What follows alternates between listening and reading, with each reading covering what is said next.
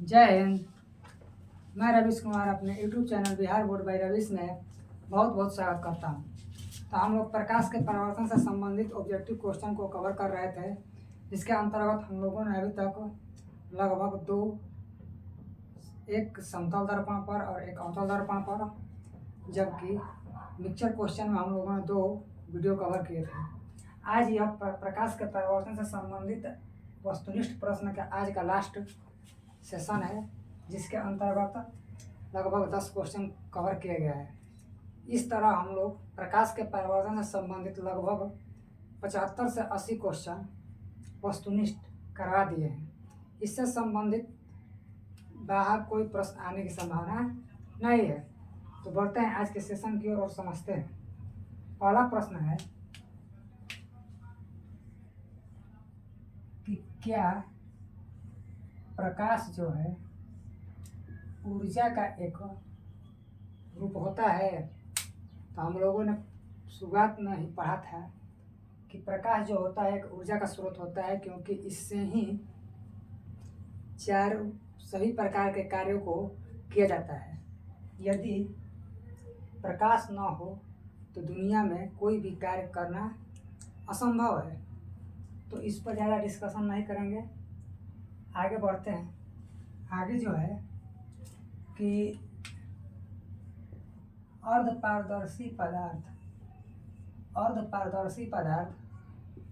का उदाहरण दें। तो हम लोगों ने इस तरह से तीन पदार्थ पढ़े थे, जिसमें एक पारदर्शी पदार्थ था, जबकि एक अपारदर्शी पदार्थ, जबकि तीसरा था अर्धपारदर्शी पदार्थ। एक होता है कि जिसमें प्रकाश की किरणें आसानी से आर पार गमन कर जाती है, जिसे पारदर्शी कहते हैं, जबकि वैसे पदार्थ जिसमें प्रकाश की किरणें आर पार गति नहीं कर पाती है उसे अपारदर्शी पदार्थ। जबकि वैसे पदार्थ जो कुछ अपने से होकर प्रकाश की किरणों को गमन कराते हैं, जैसे में हम लोगों ने पढ़ा था कि तेल लगा हुआ कागज और घिसा हुआ कांच, यानी कि तेल लगा हुआ कागज, तेल लगा हुआ कागज तथा एक लिख देते हैं कांच जो घिसा कांच। और ये हो गया कि क्या प्रकाश एक ऊर्जा का स्रोत है। तो हाँ, ऊर्जा का स्रोत है।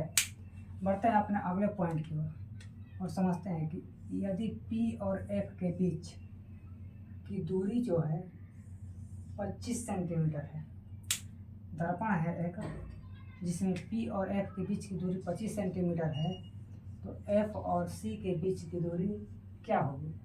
यह क्वेश्चन जो है अक्सर लड़कों से गलती होता है, जिससे हम लोग फिगर से समझने का प्रयास करते हैं।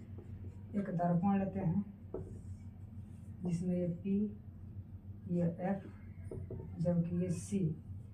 इसने पूछा है कि P और F के बीच जो है, P और F के बीच जो है वो 25 सेंटीमीटर है। तो हम लोगों ने पढ़ा है कि ये जो होता है फोकस दूरी, जितनी दूरी ये होती है P और F के बीच, उतनी ही दूरी F और C के बीच होती है। यानी कि ये 25 सेंटीमीटर है, तो ये भी कितना होगा 25 सेंटीमीटर। इसमें क्या पूछा है, तो F और C के बीच की दूरी क्या होगा। देखा जाए तो F और C के बीच की दूरी कितनी है, तो 25 सेंटीमीटर। इसमें अक्सर लड़के क्या गलत करते हैं कि इसे 25 समझते हैं, ठीक है, लेकिन इसको आंसर बताते समय वो वक्रता त्रिज्या समझ लेते हैं, जिससे वो 25 का आंसर 50 में दे देते हैं। लेकिन यहाँ पर केवल और केवल इतनी दूरी पूछी है, फोकस और वक्रता के अंदर की दूरी। यानी यदि कोई वस्तु P और F के बीच की दूरी 25 है, तो F और C के बीच की दूरी भी कितना होगा, तो 25 सेंटीमीटर ही होगा। इसे थोड़ा गौर से करना।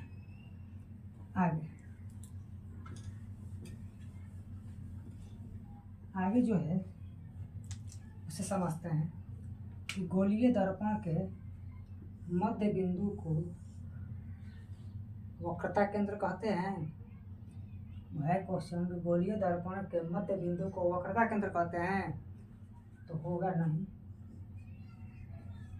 क्योंकि गोलीय दर्पण के मध्य बिंदु को हम लोगों ने पढ़ा है कि पोल कहा जाता है, यानी कि ध्रुव कहा जाता है।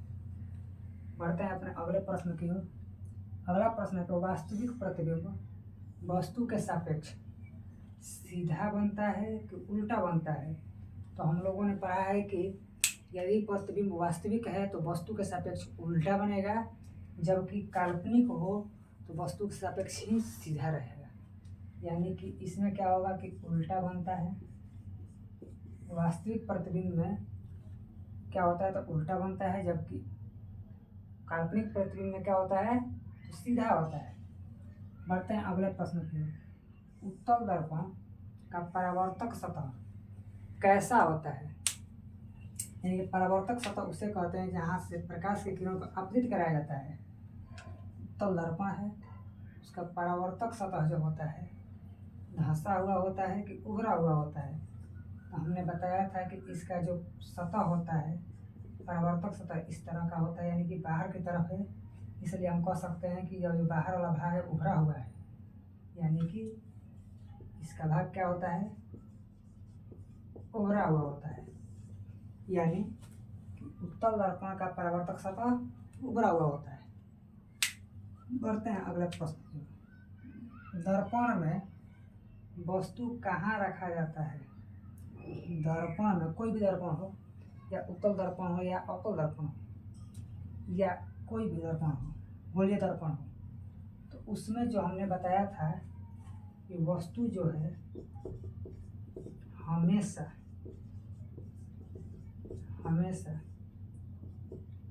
बाएं तरफ, कहाँ से तो दर्पण से, दर्पण के बाएं तरफ, यानी ये कह सकते हैं कि परावर्तक सतह के सामने और मुख्य अक्ष के ऊपर, मुख्य अक्ष के ऊपर रखा जाता है। यानी कि दर्पण में वस्तु को कहाँ रखा जाता है? तो दर्पण में वस्तु को हमेशा दर्पण से बाएं तरफ रखा जाता है तथा मुख्य अक्ष के ऊपर रखा जाता है। पढ़ते हैं अपने अगले प्रश्न की ओर। अगला प्रश्न है कि विश्व में सबसे बड़ा ऊर्जा का स्रोत कौन है? तो हमारे सूर्य देवता जो हैं वो विश्व का सबसे बड़ा ऊर्जा का या प्रकाश का कह सकते हैं कि सबसे बड़ा स्रोत है। इससे बड़ा कोई दुनिया में ऊर्जा का स्रोत नहीं है। यह जो सूर्य है इसमें हाइड्रोजन और हीलियम का गैस मिलकर बना हुआ होता है, जबकि यह तारों में भी पाया जाता है। बढ़ते हैं अगले पॉइंट की ओर और समझते हैं। m बराबर 2 सेंटीमीटर है, यानी कि m जो है आवर्धन को कहा जाता है। आवर्धन का मान यदि 2 सेंटीमीटर है तो वस्तु की ऊंचाई क्या होगी? प्रतिबिंब की ऊंचाई नहीं पूछा है, वस्तु की ऊंचाई क्या होगी, यानी कि h का मान। तो हम लोगों ने पढ़ा है कि आवर्धन का मान यदि 1 हो तो वस्तु की ऊंचाई और प्रतिबिंब की ऊंचाई बराबर होती है।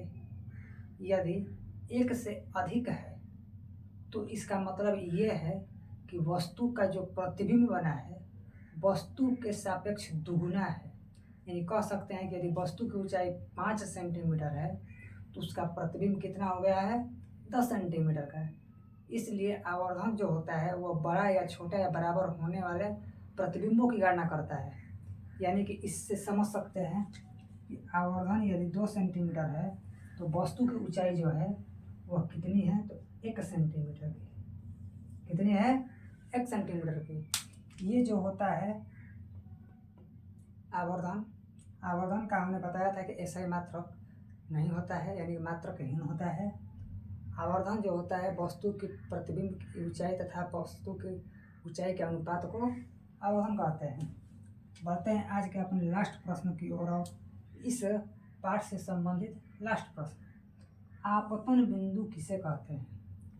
हम लोगों ने पढ़ा है प्रकाश के परावर्तन से संबंधित नियम में कि यदि कोई समतल दर्पण है, समतल दर्पण पर आपतित किरण या टकराने के बाद जो परावर्तित किरण होती है और जो अभिलंब हम लोग खींचते हैं, ये जिस बिंदु पर आपतित हो या एक ही बिंदु पर स्थित हो जाती है, यानी कि आपतित किरण, परावर्तित किरण तथा अभिलंब, आपतित किरण, परावर्तित किरण तथा अभिलंब जिस बिंदु पर या जिस तल में उपस्थित होते हैं वह बिंदु जो होता है आपतन बिंदु कहलाता है।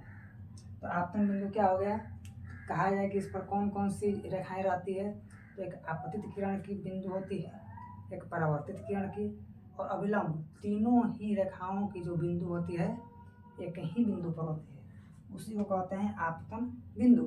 तो बच्चों इस तरह हम लोग का प्रकाश के परावर्तन से संबंधित सभी वस्तुनिष्ठ प्रश्नों को आप लोगों के लिए परीक्षा में उपयोगी साबित होने वाला है, जिसे आप लोग बढ़िया से अध्ययन कीजिएगा। मिलते हैं अपने अगले वीडियो में नए लेक्चर के साथ, नए टॉपिक के साथ। जय हिंद।